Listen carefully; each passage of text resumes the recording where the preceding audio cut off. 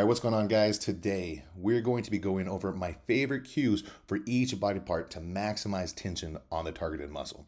Now, I'm going to be looking at these through my expansion compression model lens. So if you really want your biomechanics to coincide with this movement model, these are the cues that I use the most often. Now, the first most important thing that I was always taught, but nowadays kids are not taught this at all in the gym. They're taught the opposite of it.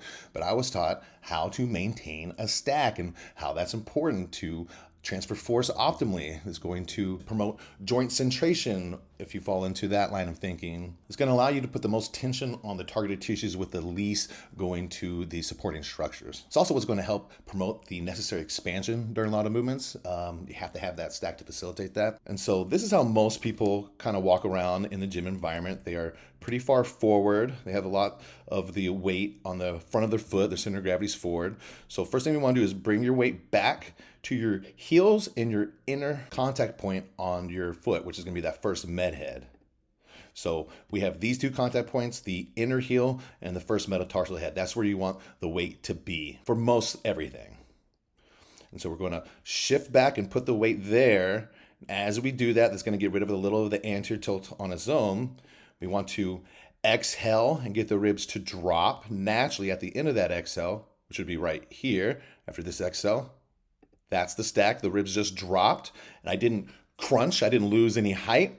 I'm looking a little bit into the horizon, and I've got those foot contacts. My pelvis is under me. I'm not actively like tucking it. Sometimes you do need to bring it under a little bit, but you don't want to think about using your butt at all. What I try to cue people is think about using like the lowest part of your abs to actually posteriorly tilt just a little bit. And so that's what it should look like if you're stacked. And you want to try to maintain that on most everything when you can.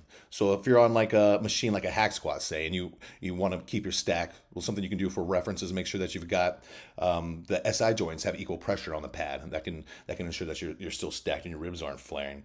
So you want to exhale; those ribs will come down naturally like that. You don't want to lose any height. You don't want to see this right here.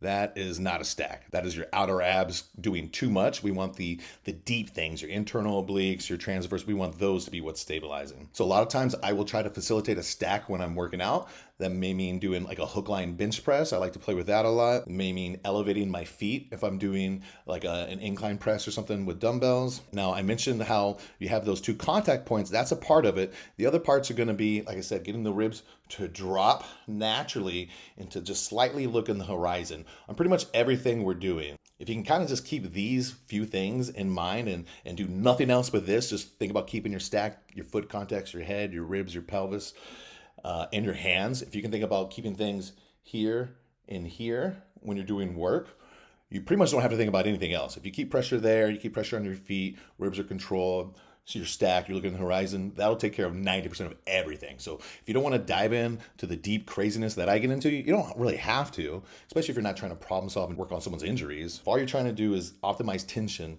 if you do that, that's 90% of it. So I was talking about the hand contacts. So this is an example of something that you never want to see. You never want to see the weight really skewed towards the outer part. That is a big ER bias. You always want kind of equal pressure between the outer contact point of the hand and the inner. So right there, and that'll stack everything naturally. And that takes away a lot of the thinking. You won't have to think about shoulder position, elbow position. If you just keep pressure on those contact points, it tends to like fix a lot of stuff on its own. And you do the same thing when you're rowing. A lot of people tend to lose that front contact point between the thumb and the index finger. And that's usually because they're missing internal rotation ability. Small little thing, but it makes a really big difference in where tension's going and on your shoulder health. Another just general basic thing to keep in mind, and this is starting to get into the concept of counterforce, is anytime we're doing anything with our legs, I mean, really anything, but if we're working out our legs, we always want to be producing counterforce into the ground, because if we don't, then our exoskeleton is going to absorb it. So by counterforce into the ground, all I mean is you are applying pressure into the ground with those inner foot contacts. So you're pushing away as you're lowering to it. And that's going to promote a lot more relative motion. So a lot of people will get this compensatory IR right here, where the left hip is hiked a little bit. I've got the femur really jutting in. You can see nothing's really lined up. If I push into the ground with this left foot, that hip will drop automatically. I don't really want to think about like dropping it to the side so much. I just want to think about producing that counter force by pushing into the ground. So check this. I'm a little off. Now I'm straight. If you think about pushing while you're going down, you won't have to correct it. Just another example on the right. So now I'm starting to produce counterforce as I'm going. I don't have the hip hike. I'm driving tension. Now I've lost it. So that little bit is something that I see people do all the time. And you could call that like an energy leak. And so if we look at the pelvis, what's happening? Let's say I'm going back on the right foot. If I can't produce the relative motion necessary, if I don't have the space to move into or I can't do it effectively, I'm just gonna orient and just hike up and take away some of the tension from a lot of the posterior musculature, but also probably some from the quads and everything, just because it's going into your spine. You don't want your back to constantly be doing that. And I see that a lot, especially when like girls go really heavy on like Bulgarians and stuff. They'll just have one hip hiking up. That's how people's QLs get all fucked up. You gotta be producing counterforce, cannot have that hip flare up. All right, so those are just the general cues for everything, okay? You're producing counterforce in the ground, and we talked about the stack and the hand and foot contacts. Now let's get into the body parts, okay? So first up, we're gonna go over my favorite cue to get the most out of your pecs. And I'm kind of known for this. This is what I get the most feedback for, is how much I've helped people improve their connection to their pecs, their way their pecs looks, the symmetry, and their shoulder health. So a lot of people that follow the ECM model like I do, they'll give you the cue to really reach as you press. That's a really common cue you'll hear on chest press stuff from ECM people. And that can be okay, especially if you're somebody who's super like compressed dorsal-rostally. Like thinking about that little reach can be a really good thing. But I don't like to give that cue universally, because if you are the type who's like compensatory exhale and you're pulled down to the front, you're a little bit rolled forward. You don't have to be like extremely rolled forward, but as you are pressing, if you're thinking about reaching, that can lead to some anterior compression that I don't necessarily want. So what I cue, and I think this is a better cue, is as you're pushing the weight away from you, think about pushing yourself away from the weight. Think about pushing your back backwards as you're pushing that weight forwards. So that's that counterforce. And what that's going to do is that's going to kind of create the same effect as the reach, but it's going to, in my mind, I think it's going to help not overreach and get the compression that certain body types may have a tendency to go to. But it's going to really help promote that posterior expansion of the backside as you're pressing. So moving back in space versus just staying pinned and trying to move the bar. So I'll show you what it looks like on this machine, but you would apply this to really in any kind of chest press, whether it's free weight or machine. As I press, I'm thinking about moving backwards in space. You can see the sternum is depressing as I'm doing that. It's dropping down. Look how shaky I am. Anytime you're shaky, you're just getting a lot of connection like neurally. And so I'm going to take away that counterforce in a second, and you're going to notice, look at that shape change. Now I've got no counterforce, and it's a lot easier. Yeah, I'm still getting activation, still looks good, but now look at this, I bring it back. So much harder and just so much deeper feeling.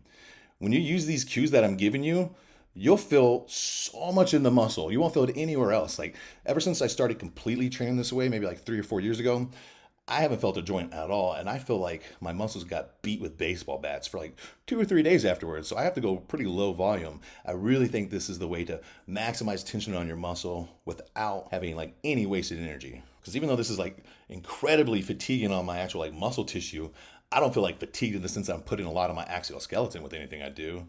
I don't know that it stresses my central nervous system as much as if I were just orienting and going through all kinds of crazy extension. So give that a shot. As you're pressing the bar or the machine away from you, you move away from it at the same time. I guarantee you'll feel more in your pecs, and that's going to create the kind of ribcage shape that we want without you having to overly think about it. All right, up next we got back, and my favorite cue is essentially the opposite of what we just did. So on a chest supported row, as you're pulling the weight to you, you want to think about pulling yourself through that pad to the weight.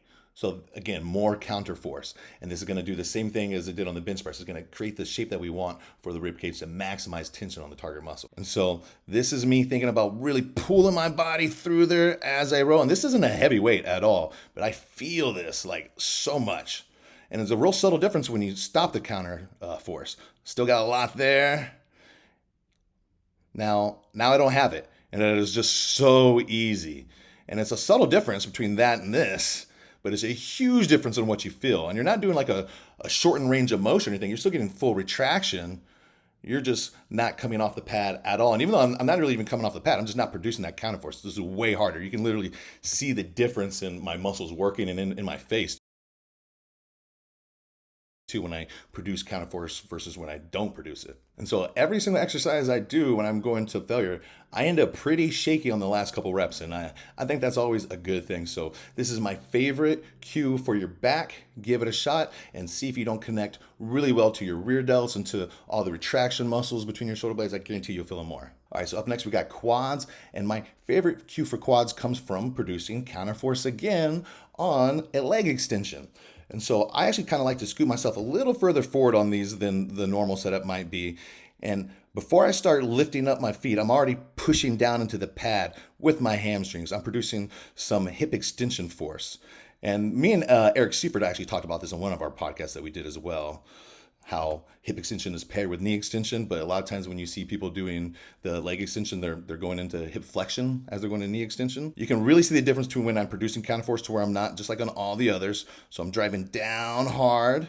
As it's getting higher, I'm almost thinking about pushing down even more. And so the whole reason that this counterforce is so important is you take it back to Newtonian physics. We talk about how like lever mechanics aren't the be all end all, but there is a lot of Newtonian physics that comes into play when we work out. It's just a much more complicated model. Now we want to create an opposing force. That is a basic Newtonian physics. This is really going to help us manage position and the internal pressure dynamics. It's also going to stabilize your joints a ton. And so driving down hard, I got the shakes going. Like I said, I get the shakes on everything I do. I look like I've got like freaking Parkinson's when I'm doing certain moves.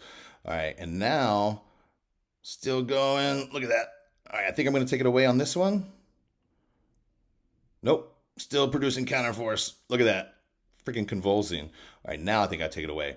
So as hard as that was for me, now I'm able to crank out these pretty easy. If I were to put that counterforce back on, I would probably not be able to do one more rep. So that just shows you how much more tension it drives to the target tissue. If you've never done your leg extensions this way, give it a shot. I promise it will hurt so much more. It'll burn so bad that as soon as you're done with your set, you're gonna wanna like jump out of this machine as quick as you can, just so you're not in that loaded stretch position anymore. All right, up next we got biceps. And on biceps, another example of good counterforce. As we're curling the weight, we want our elbow to go in the opposite direction. So if I were to do like say a high preacher curl from here, as I'm curling towards my fist, I want that elbow to go out the other way. And that's gonna keep the compression coming from the back, taking tension off of that bicep. And so in this example, I'm doing kind of like a concentration curl just because it's easy to demonstrate. So as I'm lifting that up to my chest, I'm pushing my elbow down. You can see that scapula is really abducted. Now I'm not doing as much. Now I got the counterforce, tons of tension, and that's without it. Super subtle difference, but you can feel it a lot more than you can see it. And so all these moves, they're just preserving our shape. We're managing pressure a lot better when we produce counterforce. So we're not getting the excessive compression in certain areas. We're not getting the other muscles to help out and jump in. And a lot of these are things that I always did like naturally. I think a lot of people maybe do this stuff intuitively as well, but shit ton of people don't. I mean, I see tons of people like doing things where I'm like, if you just tweak this one little thing, you just change one thing, you would get like 50% more tension out of it. So regardless of the bicep movement, I mean, as long as it's in a little bit of shoulder flexion, I would say, you're going to have the elbow travel in the opposite direction of the fist, and you'll get a lot more out of the bicep. All right, and here we're gonna kind of do the same thing with our triceps. So as the head comes back, right now I'm not producing any counterforce. I'm getting a lot of compression back there. Now I'm gonna push the elbow forward as the fist comes back. That's gonna leverage my long head a lot better for this little bit of shoulder extension I'm getting. When I come all the way back without the protraction, without pushing the elbow forward, you're gonna get a lot more out of your lats, helping with that initial part of the movement. Your long head will work much harder as a shoulder extension if you're in protraction. It's also just really good to be able to maintain protraction as you're coming back. That's gonna improve your ability to expand anteriorly. I mean, that can actually reposition your rib cage and scapula, especially on the right side, if you can like get that down, if you can do the protraction and keep tension on the long head. But the most important thing is you'll just get way more tricep. And so it doesn't really matter like if you get shoulder extension or not. Like right here, I'm not getting as much, but you can see no counterforce there. And then now I have counterforce and I'm still feeling a lot more on the tricep. but especially if you're including any kind of shoulder extension. If you're protracted, you'll get way more long head. Up next, we got hamstrings. Now, a real common cue I give for hamstring curls is just a very slight tuck, a posterior tilt, so you can keep a little more tension on the upper hamstrings. But we're gonna go over my favorite cue for a stiff leg deadlift, and that is to drive internal rotation from the start of the movement. And so a hinge should naturally produce IR of the sacrum tipping forward and our ilium moving into internal rotation. But a lot of people, they just don't have that ability, or they're starting from such a compressed position, they don't have anywhere to move into. And so they're kind of just hinging like that without creating the shape change, or even sometimes they compress even more as they go over. So what I recommend, and you will feel so much like stretch tension on your hamstrings, especially if you're more of like a narrow ISA person, is as soon as you start to hinge over, start to internally rotate just slightly. Make sure you don't lose the outer part of your foot. You don't want to collapse in, but you're going to be heavy on the inner foot. These femurs are going to turn in very slightly as you internally rotate from the pelvis. Now that's going to put your back in a little bit more of extension, a little more of an anterior tilt. And then if you keep that position and you pick up some more internal rotation as you continue to hinge, you will feel a stretch right up under your butt, right where the hamstrings attach. And so it is way more hamstrings than like glutes and back, like you might feel if you do this without creating as much internal rotation, like intentfully. And this is something that me and Eric also talked about in one of our podcasts. He always gives the cue of spread your cheeks as you're bending over, or move your front pockets towards each other. And those are both promoting this internal rotation of the pelvis, which is going to give you true length and tension on the hamstrings. If you just go into hip flexion, but you don't have the right shape, you're not going to get a full stretch, especially on the high hamstring. So like I said, just make sure that you don't overdo it. And man, you know what? I don't ever fucking do calves. Does that make you guys mad that I've got these calves and I fucking never train them? I know that makes some people mad. Like I hear that shit all the time. But you don't want to overdo this. If you don't got space, don't go to the point where your feet collapse or your knees completely collapse in. And there's a lot of benefit to actually just like bending over and just holding this position at end range and breathing and getting your pelvis used to maintaining that shape with stretch tension on the muscles. So next time you try your stiff leg deadlift, as you're bending over, think about opening up that asshole. Think about you're in jail and you're going through a cavity search and you don't want them to have to really look too hard. So you're going to bend over and you're just going to open those cheeks as much as you can. And you'll get a lot more stretch tension on your hamstrings. All right, my last cue is for shoulders, and I covered a lot of this on my shoulder video. I'm sure a lot of you guys have seen that. If you haven't, check it out. And so the big thing on the shoulders, this is going to be where I say reach away, but I always cue reach away with a bent elbow. So I'll say like reach as far away as you can with a bent elbow, and I have them in the position where I want them to reach. So as far away as you can with that slight bend. If I don't say to like slightly bend your elbow, I just tell them just to reach as far away as you possibly can. They just like lock out and they go so far. It's a lot harder to keep the shape that we want of the rib cage, to allow that scapula to glide up and out, to get, tension at the end range of motion. And so you're just going to tend to get like more back stuff. If you lock your arm out, even if you're reaching as far away, you're going to get a little less delts. And if you just barely bend a tiny little bit, so just bend and reach as far away as possible, you should see the scapula is far from each other. Not like that. So reach as far away with that slight elbow bend. And it would be the same thing for rear delts. A lot of times on the rear delts, I'll cue like scrape your knuckles to the ground. So this is without scraping the ground, just lifting up. You can see a lot of early shoulder retraction. That's thinking about scraping the ground, a lot less, way more on the delts.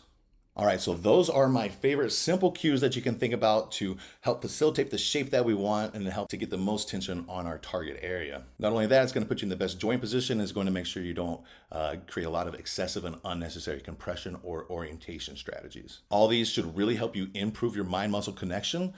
I hate when people say mind-muscle connection doesn't matter. I feel every fiber of what I'm doing, and it used to not always be that way, but I look better and I'm way more sore than I used to be, so I think it's a good thing. So all these should help you feel the target muscle way more. Thanks for the support. If you guys have any questions, drop them below. Take it easy.